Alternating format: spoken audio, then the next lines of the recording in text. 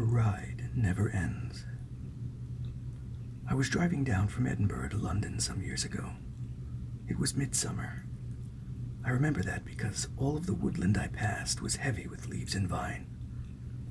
I'd been on it a while. My mind was set to the rhythm of the road, and every song on the radio melted together. It was meditative. The motorway was crowded from the lunch rush. Pale faces in the windows of moving cars blurred past. Hints of memory. I was torn from my flow state by a blue car that almost rammed into my bumper, its tires screeching against their brakes. It tailgated centimeters from me, riding me, as I tried to focus on maintaining stopping distance with the car I was behind. The blue car dodged me for a long moment before it swung into the right lane and overtook me. A woman with hair, bound in a trunchbull bun, sat in the passenger seat and leered anxiously at me as they passed. The moment I took my eyes off the road and made eye contact with her is burned in me. She was terrified. She wore a face like a tragedy mask. Her eyes were wide, her mouth open, and her hand clenched in a fist above her heart.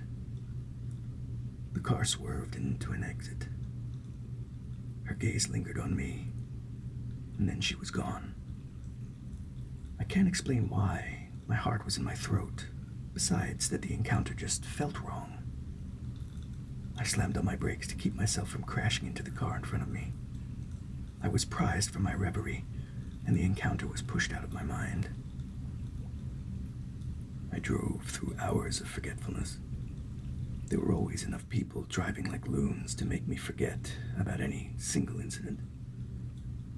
As the afternoon dragged on, the roads cleared up. Cafes and pubs flickered in the corners of my eyes. Colorful umbrellas and storefront facades. People enjoying an uncharacteristically beautiful day.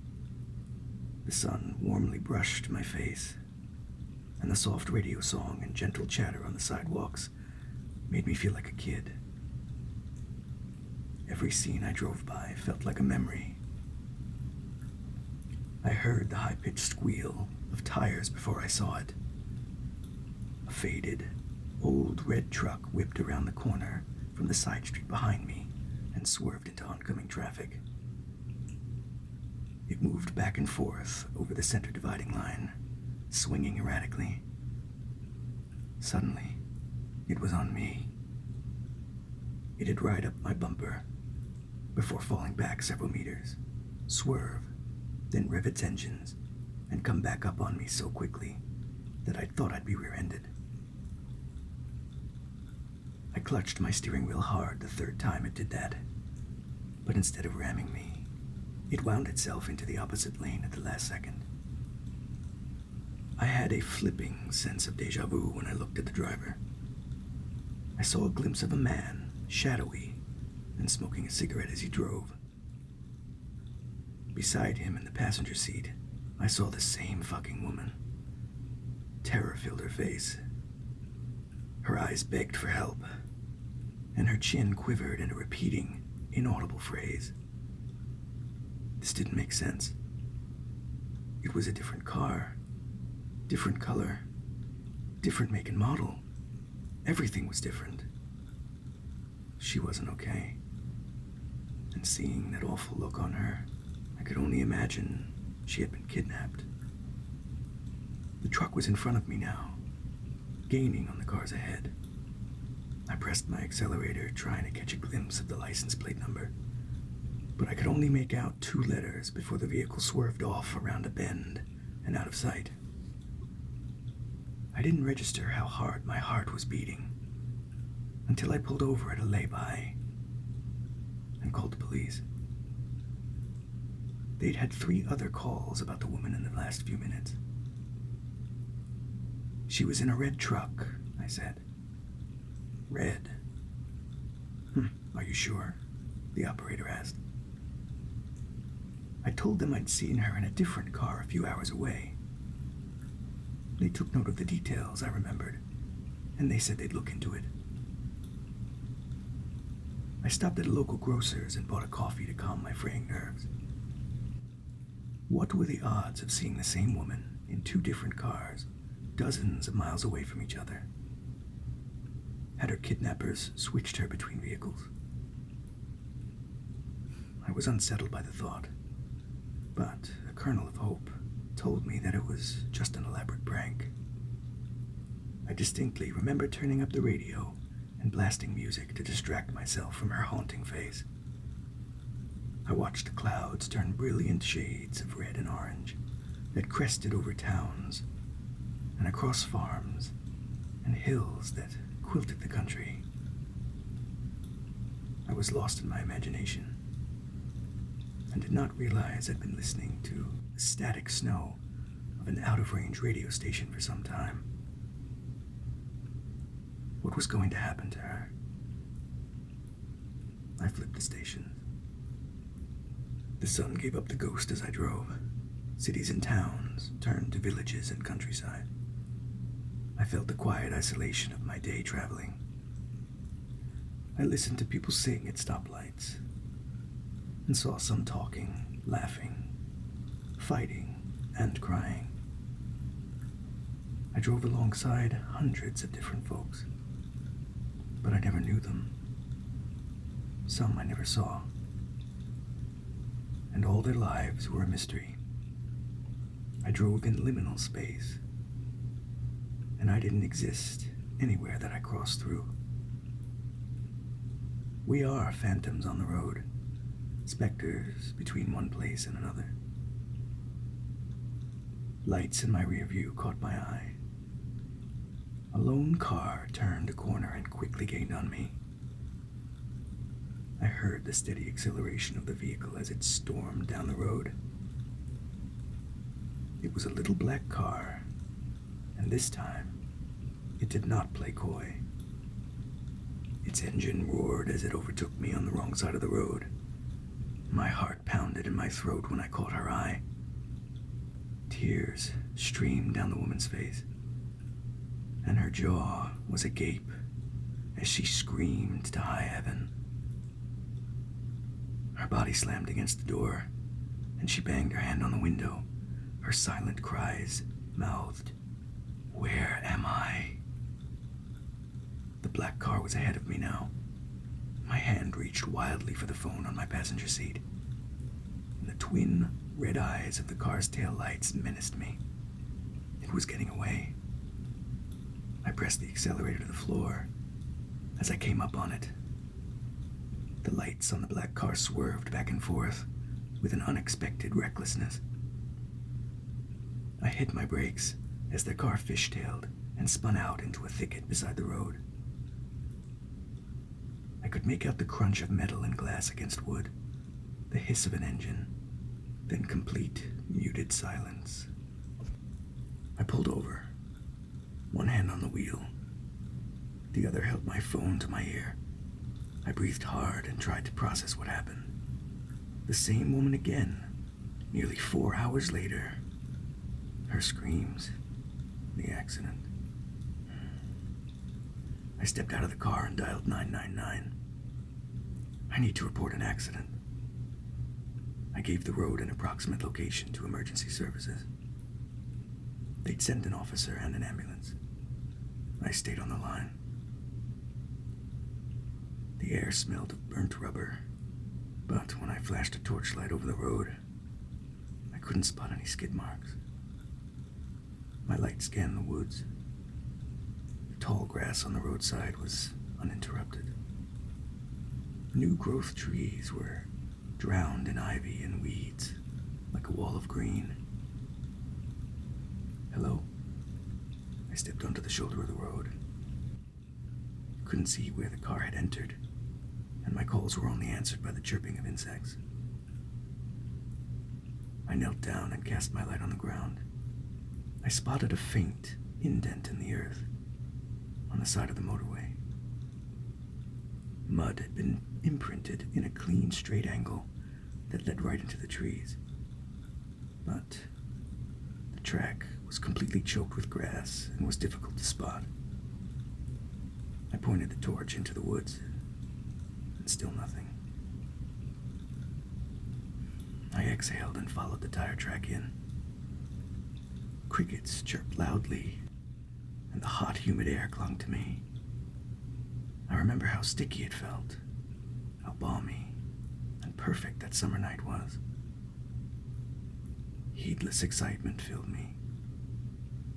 I entered the woods to investigate a wreck. I fantasized for a brief moment that I might have saved someone from being trafficked. Flights of fancy kept my mind immune to the potential danger, yet I stumbled on nothing. That moment of daring washed away, and I was left standing alone in the woods. My voice stuttered with confusion as I explained to the operator that I couldn't find the car. I had seen it go into the woods. The light should still be working, or I'd at least still be able to hear the hiss of an engine or the smell of petrol or burning rubber. My heart slumped and I moved to leave the woods when something reflected my torch. It was off-putting, familiar yet wrong. A mass of foliage, mud, wood, and ivy covered the shape of a car, like a lost ruin.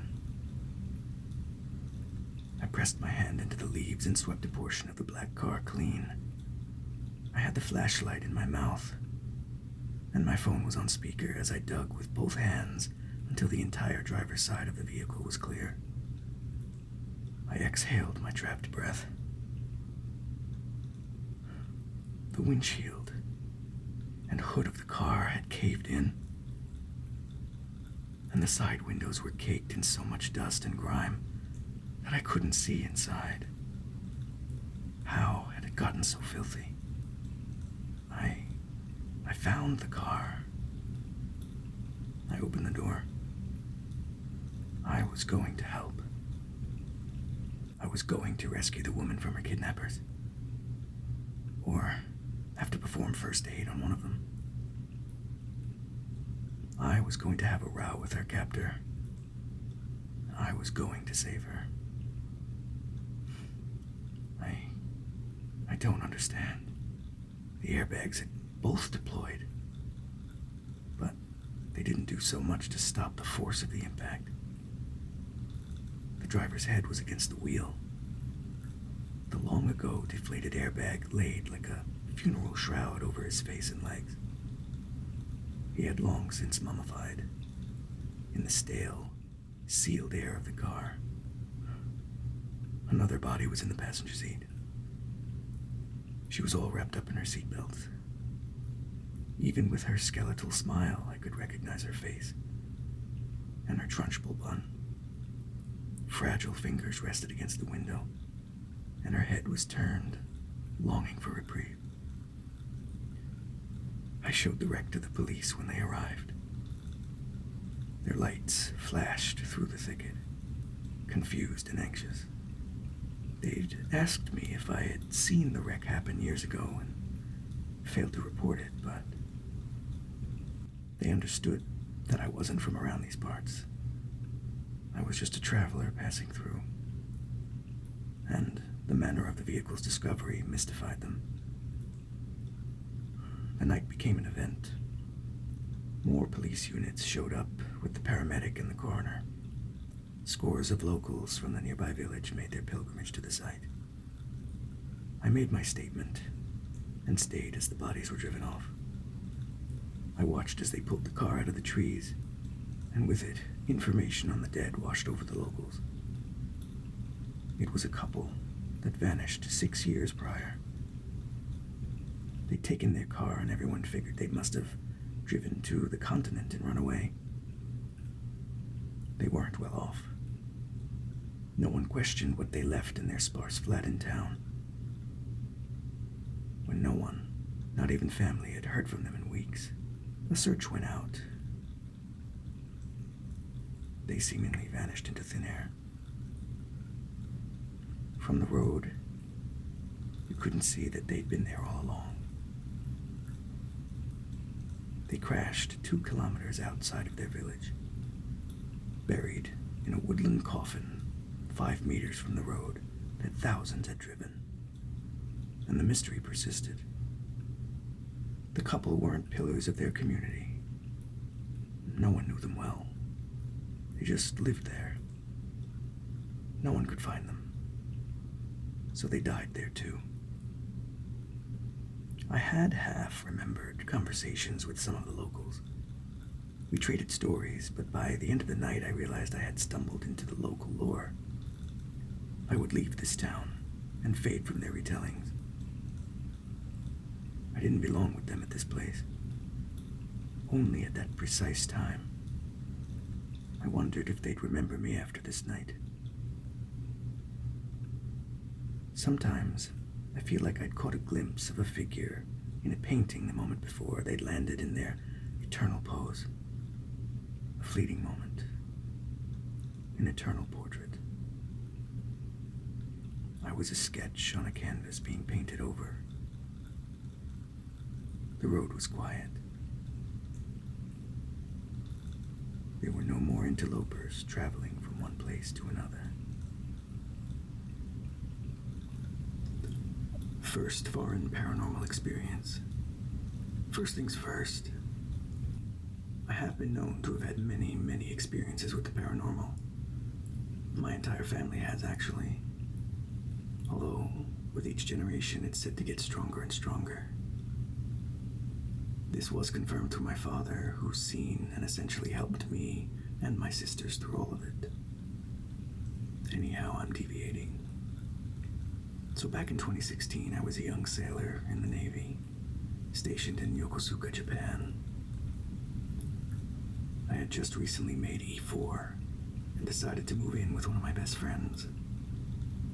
We had a beautiful apartment, 2 bedrooms, living room, dining room, and kitchen, in a town called Uraga, Yokosuka, Japan. Aside from the awesome view of Chiba Bay and the marina directly near our place, there was also a really, really effing creepy shrine right across the street. I can recall not hearing or seeing much of any wildlife around the shrine, and it would give off a really creepy feeling. There was one night I recall coming back pretty plastered, and I got a little too close to the shrine. Every instinct in my body was going off like fire alarms. I could hear my great-grandfather, who had passed a year prior, scream, "Get away." Even during my experiences, I try to find the most logical reason possible, but for this, I had none.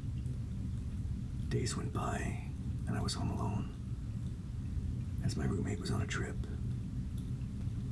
It was a normal day like any other. I went out to get cat food and booze, a weird combo. Pick up my uniforms and get some curry. Still a weird combo, I know. Yes, an easy, productive day. That was until sunset. Around that time, I just finished making my second drink while watching TV, and suddenly, the hair on my body stood up, and I instinctively went into fight mode. Out of the corner of my eye, I saw something moving. I turned and saw my cat staring at the hallway going towards the entrance. And just then, I spotted a girl in a white dress walking towards my door. She looked to be in her 20s. I chased her down, knife in hand, and salt in the other. As soon as I got to the door, she was gone. That night, I salted every entrance and exit, inside and outside my house, while reciting a prayer in Salagi my aunt taught me. She hadn't come back. Weeks go by, and I still haven't seen or felt any activity. That is, until I invited one of my close friends over to play some games. As soon as he got there, I buzzed him in. And then he calls me. Yo, who's that girl outside your door? What girl? Some Japanese chick. She's sitting there, like she's waiting. Wait, what's she wearing? A white dress with spots. Do not come any closer. Go around back, now.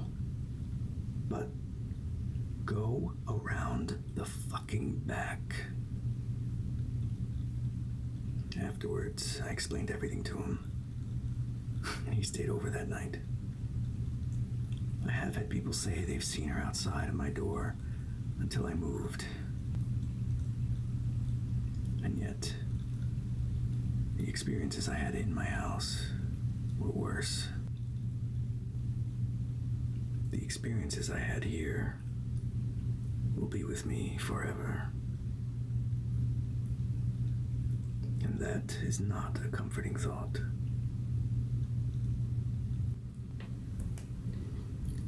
The next story is entitled, He Won't Stop. Since my separation from the Navy 3 years ago now, I've been working part-time doing security at some of the local bars and clubs. I just recently finished my last 2 days, thankfully, because I now have more time to spend with my 5-month-old son and wife without feeling drained from working 6 to 7 days a week. Don't ask how I did it. I don't know. A few months back, I was working at one of the aforementioned local bars. It just so happened to be one of my more favorite spots to work. Good food, decent pay, and all around amazing people. There are hardly any fights, so my job mostly consists of escorting or throwing people out when they're too blitzed, or kicking out sailors after curfew.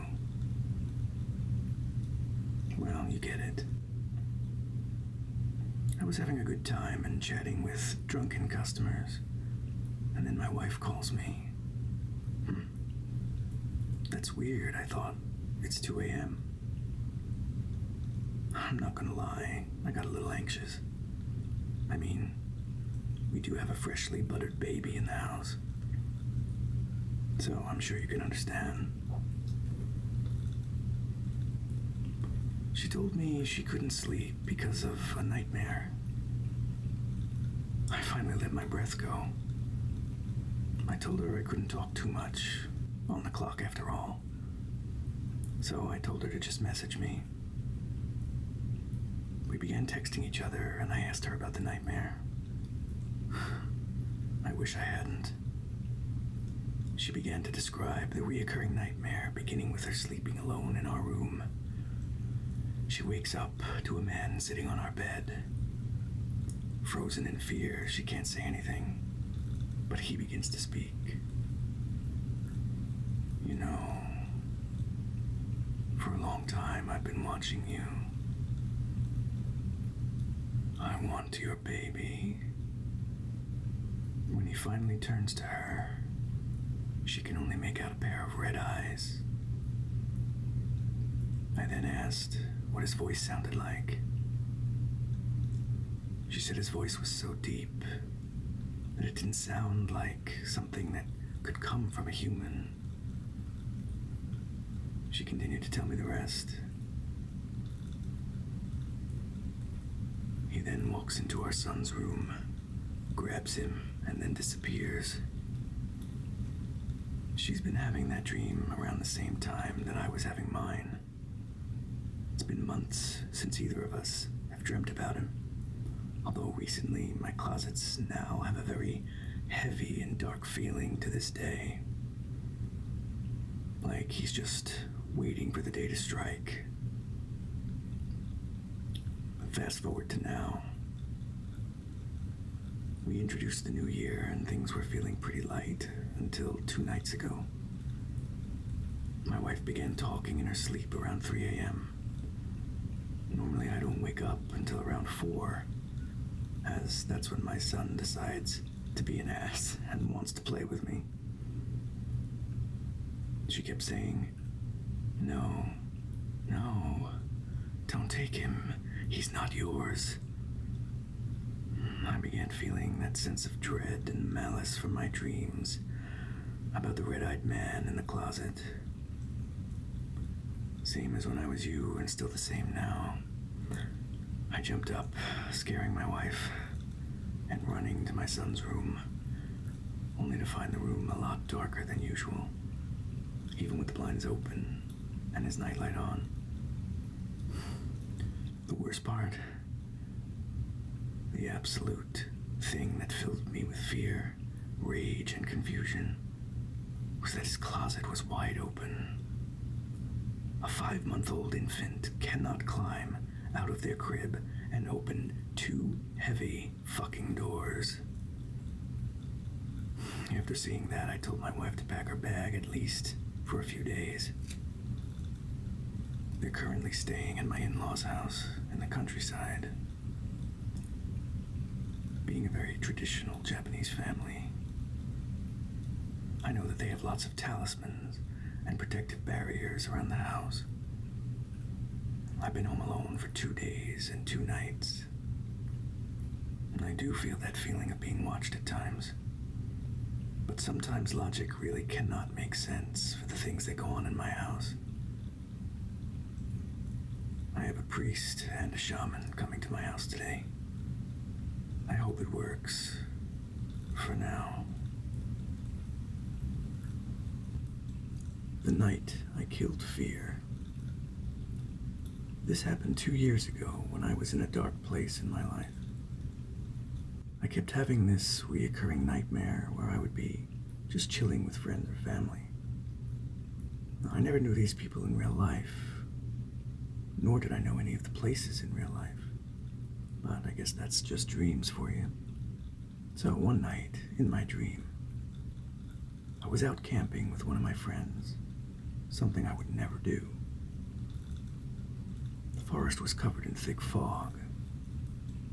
After a while, I started feeling a terrible sense of fear. And that's how I knew she was coming. I tried to tell them, but it was too late. They were gone. It was then that I saw her, floating towards me in the distance. And when she looks at you, you freeze. There she was. There was nothing I could do. She stared at me with her pale, expressionless face, more like a mask. She came towards me and dragged me into the darkness. I woke up in a cold sweat once again. This was one of many times that she haunted me in my nightmares. She was fear. Fear itself, personified in physical form. What did she look like? You sure you want to hear? Fear was a 7-foot-tall, slender woman with a blank, white mask over her face. Or maybe her face was the mask. I don't know. Either way, it was terrifying to look at. She wears a dirty wedding dress.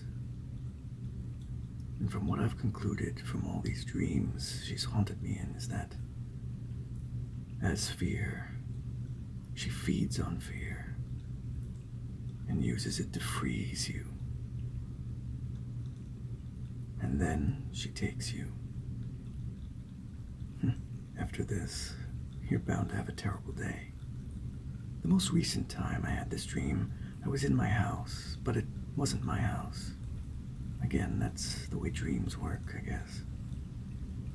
But I was in this house, and there was this woman cooking in a kitchen. I was sitting at the table in this dingy kitchen, lit dimly by a single yellow light. And that's when I felt it. Fear. I got up, but then I froze. And I was wailing for help. But the woman at the counter ignored me. And then there she was, towering over me, with her pale mask of a face. But this time I thought differently, and I screamed. I screamed at her to get out. Get the fuck out. And suddenly I could move.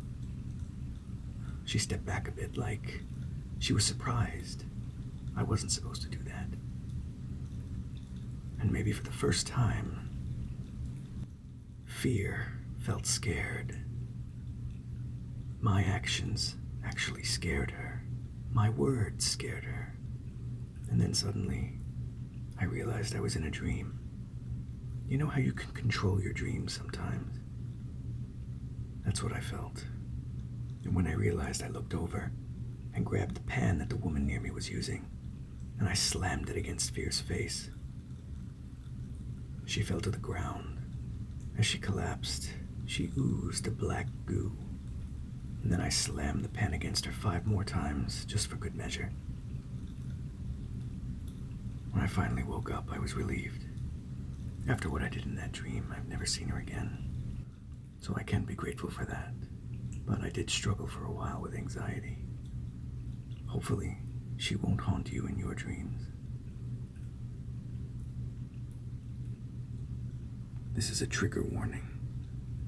Before listening to this story, please be warned. The title of this story is called The Suicide Man. This was my most recent terrifying nightmare. I've had many, but this one was really different from the rest. So for some backstory, when I was a little kid, I lived in Miami. From the stories I've heard, the neighborhood I lived in was considered the hood. This was my most recent terrifying nightmare. I've had many, but this one was really different from the rest. So, for some backstory, when I was a little kid, I lived in Miami. And from the stories I've heard, the neighborhood I used to live in is considered the hood. When I was about 5 years old, we left. So, now into the dream, or should I say, nightmare. My parents decided that we were going to visit our old house in that neighborhood in Miami. And when we got there, we noticed it was blocked from the rest of the city with a tall metal gate going around the whole neighborhood. The gate didn't have an opening. Instead, it led to a small hallway kind of thing. For some reason, a kid from my current school was now there waiting at the gate with me and my family. So we got inside the neighborhood and it was run down and broken. So fast forward a few hours in the dream and my family and friend found my childhood house and decided to check it out. My brother went in his room, my parents in theirs. My friend, my sister, and I were just chilling in the living room. We were standing there for a few minutes when my little sister said something stupid to my friend. Like something a 5-year-old would say. I can't really remember, but he got pissed and turned to me and said he was going to hit her. He then proceeded to go into another room to get a golf club. I tried calming him down and calling my parents, but no one listened. So in an effort to protect my sister, I took about 3 hits with the club. After a few more hits, he picked up my sister and bit her on the neck. I tackled him to the ground, still with my sister in his jaws, blood everywhere. I tried to punch him, but it didn't do crap. But I kept trying. A few more seconds and I started jabbing a stick into his rib cage, but nothing was working. The cops came and took him away, and the look in his eyes was unforgettable. I've never seen so much hate in someone's eyes. We stayed in that house for years, and I was watching the news one day on the TV that just happened to appear in the house. It said that my friend went crazy in prison and stayed in his cell for days, never touching light, and that he carved a smile into his face. At the end of the broadcast, it said he went missing from his cell a few days ago. I broke down because I knew he was coming for me. I grabbed a knife and tried to kill myself. But before I got a chance, I looked behind me, and there he was. But before I got the chance, I looked behind me, and there he was. Bleached white skin, wearing all black, and with a bloody smile on his face. He aggressively yelled, "Suicide!" and slit my throat. That was one of the most vivid nightmares I've ever had.